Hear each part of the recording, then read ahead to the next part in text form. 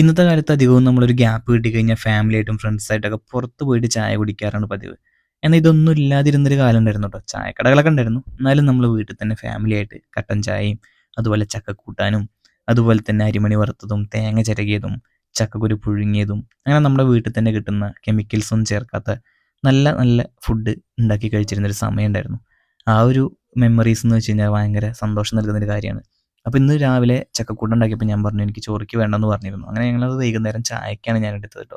അപ്പോൾ അച്ഛനത് കണ്ടപ്പോൾ അച്ഛൻ ഇങ്ങനെ അച്ഛൻ്റെ പഴയ മെമ്മറീസും കാര്യങ്ങളൊക്കെ ഷെയർ ചെയ്തിരുന്നു. പണ്ട് ഇങ്ങനെ തന്നെയായിരുന്നു വെള്ളച്ചായയും ചക്കക്കൂട്ടാനൊക്കെ തന്നെയായിരുന്നു കഴിച്ചിട്ടുണ്ടായിരുന്നത്. അങ്ങനെ ഒരു കാലം ഉണ്ടായിരുന്നു. അപ്പോൾ അതും കേട്ട് അവരുടെ മെമ്മറീസും നമുക്ക് ഷെയർ ചെയ്ത് ഇങ്ങനെ എല്ലാവരോടും ഇങ്ങനെ ഇരുന്ന് ചായ കുടിക്കുമ്പോൾ കിട്ടുന്നൊരു ഫീൽ ഉണ്ടല്ലോ. നമ്മൾ പുറത്ത് പോയിട്ട് അടിപൊളി ടേസ്റ്റുള്ള സംഭവങ്ങളൊക്കെ കഴിക്കുന്നുണ്ടാവും.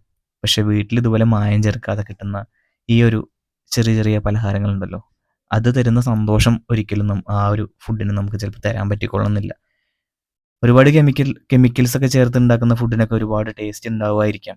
പക്ഷേ ഇത്രയും സന്തോഷം നൽകുന്ന ഒരു ഫുഡ് ഞാൻ വേറെ എവിടുന്നും കഴിച്ചിട്ടില്ല. അപ്പോൾ ഇങ്ങനെയുള്ള അടിപൊളി സംഭവങ്ങളൊക്കെ നമ്മുടെ വീട്ടിൽ റീക്രിയേറ്റ് ചെയ്യാൻ ശ്രമിക്കുകയാണെന്നുണ്ടെങ്കിൽ അതെല്ലാവർക്കും അതൊരു സന്തോഷം നൽകുന്ന കാര്യമാണ്. അപ്പോൾ ഇടയ്ക്കൊക്കെ പുറത്ത് പോകുമ്പോൾ ഇതേപോലെ ഇടയ്ക്കൊക്കെ നമ്മൾ റീക്രിയേറ്റ് ചെയ്യാൻ ശ്രമിക്കുക. ഇതുപോലെ നമ്മൾ പണ്ട് കഴിച്ചിരുന്ന നമ്മുടെ ഫേവറേറ്റ് ഫുഡ് ഇപ്പോൾ കുറേ കാലമായിട്ട് കഴിക്കാതിരിക്കുന്ന ഒരു ഫുഡ്, അങ്ങനെ ഒരു ഫുഡ് ഉണ്ടെങ്കിൽ നിങ്ങൾ എന്തായാലും അത് കമൻറ്റ് ചെയ്യുക കേട്ടോ. നമുക്ക് എല്ലാവരും എന്താ പറയുന്നത് നോക്കാമല്ലോ. നമ്മുടെ ഇന്നത്തെ ഈ വീഡിയോ നിങ്ങൾക്ക് എല്ലാവർക്കും ഇഷ്ടമായിരിക്കുന്നു കേട്ടോ. അപ്പോൾ എന്തായാലും നല്ലൊരു വീഡിയോ ആയിട്ട് വീണ്ടും കാണാം.